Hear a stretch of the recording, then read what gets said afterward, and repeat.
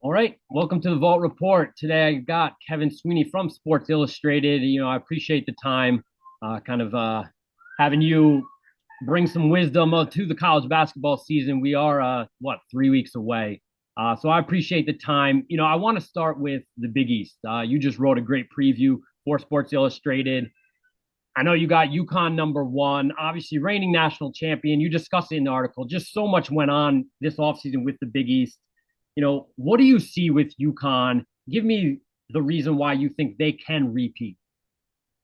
Yeah, I mean, I think first off, the thing that I always think is important to know with a lot of these previews is the the distance between teams can be very, very slim, and that doesn't necessarily always project when you're seeing one, two, three, four, right? Like I have all four of the top four teams in the Big East ranked between, I believe, sixth and 13th nationally, right? So we're talking minuscule margins at the top of the league. But I think UConn has a real chance to obviously get revenge in the Big East standings and obviously can contend for a national championship yet again, just because when you have a player like Donovan Clingan, you have shooting around him with Cam Spencer and Caravan. I think Castle will shoot the ball pretty well. And you have an experienced point guard in Tristan Newton. Like, obviously, he took a ton of probably unfair at times criticism last year just because he was the one spot you weren't sure about every night. But I think as a fifth year guy, his ability to run the team and make plays both for others and for himself, I think will be really valuable. So, they're deep, they're athletic. They've got one of the best players, in my opinion, in the country in Clingan. And I'd be surprised if they're not right up there in the Big East once again. Definitely. And, you look at obviously the news of UConn, not the news, I should say, UConn winning the national title. Obviously huge for the Big East. And then really, though, the offseason kind of gets taken over by two big coaching moves. Obviously, with Cooley going to Georgetown, and then you have Pitino coming in. Just talk about what they can do for two very important brands in the Big East. Now, the Big East has been fine with them being down, but of course, these are national brands that are only going to make obviously the Big East stronger, and you have two established coaches. Just talk about those moves and what those programs, what they can be excited about moving forward. Yeah, I think in both cases, not only what they do on the floor, but their ability to market their programs. They do it in very different ways, right? Like Rick Pitino is very much outspoken and like I would say kind of rules from a glass house. Maybe that's not a fair like way of putting it, but like he wants to be at every big event. No, he's here he is at Madison Square Garden, here he is at the Met game, here he is at the Yankee game, right? Like that's Rick. I think Ed is a very different type of person. I think Ed's gonna want to go out in the community and try to re-engage the students. But I think for both jobs, it's almost perfect, right? For St. John's, it's all about how to become relevant again in New York. And Rick certainly brings that. They'll have talent. I think they'll be a tournament team this year. And for Georgetown, it's we need to build a solid foundation again, and we need to make people in on our campus care about Georgetown basketball. Right, this used to be a place where it was everything, and the lack of student interest and just general like investment has been kind of striking the last few years. So I think in both cases it's a wonderful fit. I think it's going to be a struggle this year for Georgetown, at least relative to maybe the Patino standard that's going to be set, right? Just because both jobs were open, I think there's going to be a natural, hey, like why isn't Georgetown as good as St. John's right now? And I think there's a real chance that narrative takes off. And I think it's just a like a building style. And I think if you look at what they've done in 2024, you feel really good about where Georgetown will be. And I think the other thing is that Rick Pitino's Rick Pitino, right? Like he's a Hall of Famer. He had a little bit more to sell, and he starts from a slightly better position, right? I mean, Georgetown was such a gut job. Yes, St. John's, you clear out the roster, but you don't have to tell people, oh, here's how we're going to win again. They've been at least competitive, right? I think for the last 2 years, Georgetown being the butt of the joke, I think probably made things a little more challenging recruiting than people might have realized. Absolutely. And like I said, if you haven't checked out the preview, definitely do. I'm not going to go through each team. One team, though, that is fascinating. You look at the transfer portal era, you look at a team like Creighton, who loses, these such integral, pillars that you thought were coming back, but they reload as well. And obviously, they got Trey, Ryan, Baylor still coming back. Just talk about, again, minutes from the Final Four, seconds, I should say, last year, but how, with those changes, able to quickly retool. And again, a top 15, top 10 team nationally, what they can do this year. Yeah, I mean, I think one of the biggest things is that everybody loses people, right? That sounds really simple, but like when you look around, there's very few teams that truly do run it back. So the fact that you have three starters back and two potential, first team all league guys in Alexander and Kalkbrenner, I mean, that's a huge place to start. And then you add in one of the best portal guards in Stephen Ashworth, a guy who I think in some ways might even be a better fit offensively for what they want to do than Ryan Nembhard. Nembhard, I think more solid, more proven, obviously, but Ashworth was the best player on a team that was top 20 in the country in offense and got an at-large bid last year. Like he is a dude. And I'm really excited to see how he meshes with Alexander in that backcourt. Obviously, how does the depth evolve? What do they do at the four? I mean, those are some real questions, but I think Creighton will be just fine.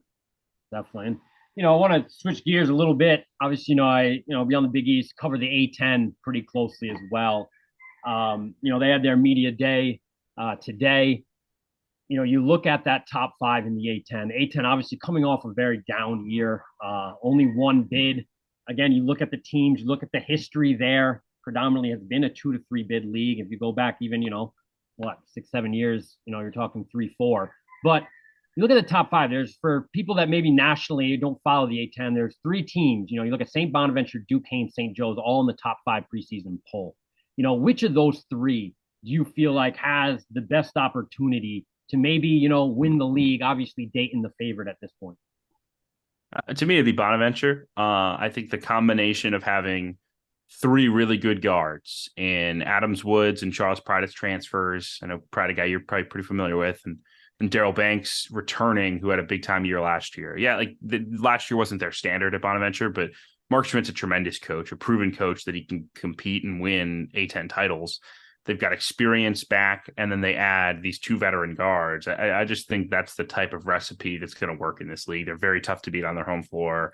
I think there's a real case to be made that St. Bonaventure should be the preseason favorite. I think Dayton probably will be, and they're my pick just because of Deron Holmes. But Bonaventure made me think about it because of the job they did this spring in the portal, and also the track record for player development for guys like a Yan Farrell, for instance, and even Chad Venning, guys who were in the portal just last year, right? Like I think the player development will help them, and it's something that Mark Schmidt's done so well over the years.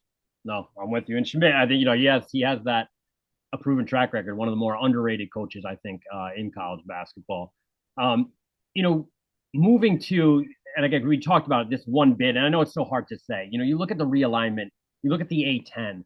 Where do you feel like they're positioned? If you look at the coaches in this league, do you feel like they can get back to being consistently a multi-bid league and maybe get into more of that, 3 bid? Again, I'm not saying, I don't know what your thoughts are on this year. There's a lot of unknowns, but just where they are with the coaches and the programs there moving forward. Yeah, I think this is an interesting topic, and it's something that I've talked to a lot of people kind of around college basketball about because there is such a fatalistic narrative out there about the A10, like, oh, it's one bid, it stinks, what's happened, whatever.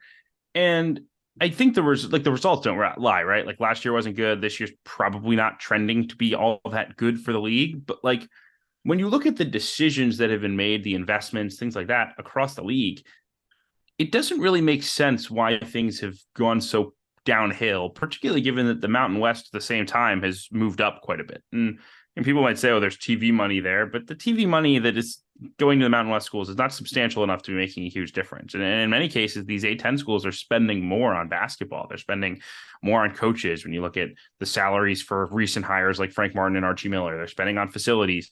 They're investing in NIL. Like I think the league has generally done the right stuff. I mean, even in realignment, like Loyola is a great brand. You have two second weekends and a Final Four in the last 5 years, 5, 6 years. Like that's all you could ask for in a realignment choice. They just happen to shit the bed year one. I mean, forgive my language, but like that's just the reality of it, right? Sometimes moves you make that make all the sense in the world on paper don't work. I think if the A10 keeps at it and the investment keeps coming, it'll work, right? Maybe Frank Martin flames out at UMass. Maybe Archie Miller doesn't work at Rhode Island. That's possible, but you still look back and you say, yeah, it was a good investment to spend $1.5 million or so on a guy who's been to an Elite Eight from the Atlantic 10 and Archie Miller, been to a Final Four in Frank Martin, right? And I think you can look around the league and feel good about those decisions that are being made. The results just haven't followed. Yeah, no, I'm with you. It's amazing what one year can do. Even with COVID and what happened with Dayton, that exposure, I just think it's been, yeah, a couple years where, you say A10 and you think, again, oh, this is a one bid league forever. I don't see it. Again, and I see the investment same as you. I do want to mention Loyola Chicago just because I know you're intimate with the program, being living in Chicago, close to Loyola. You look at last year, obviously, kind of had these expectations. I'm not really sure why they were so high, but then you going into this year. I think people are trying to maybe correct themselves in terms of what to expect. It's kind of all over the place with this Loyola team. I love the pieces they brought in. I'll talk about it a little later with the Ivy League having two, guys contributors in the Ivy League, which I think is underrated.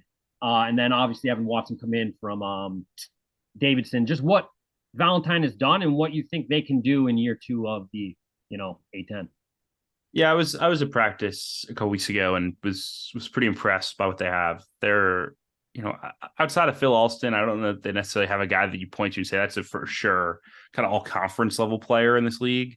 But the depth down to, number 12 or 13 even on the scholarship list is really impressive, right? Like 10 or 11 right now is probably a guy like Tom Welch, who's been in the rotation for 4 years.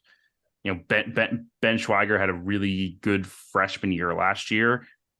I'm not sure he starts this year. I'm not sure how much he even plays. He'll play. He'll be in the rotation, but they have really done a good job of elevating their level athletically, elevating their shooting, which was important, and giving Braden Norris some more options as a ball handler. Because they had just put too much on him last year. And that was, maybe some strategic gaffes in recruiting, some guys that they couldn't have, some moves they couldn't have anticipated happening, right? Like Bryce Golden being a complete bust was kind of out of left field, right? I mean, starter in the Big East to, barely usable in the A10, just it doesn't make a lot of sense. But again, that's sometimes how it works. I think the program's in a good place. How good can you expect them to be? It's so tricky, as you said. I mean, the analytics love him. Need to be top 75 in KenPom preseason, coming off of 253 the year before. I'd have to look, but I believe that's the biggest projected jump in the country. I'm not necessarily sure that I'm going to pencil them in quite that high in the national picture, just because I think they have to prove it. But I think they're in store for a much better year, and they should be above 500, compete, I think they should be above 500 in Atlantic 10 and compete to win 20 games overall. I think if they do that, so that's a good year in year three for Drew at Loyola.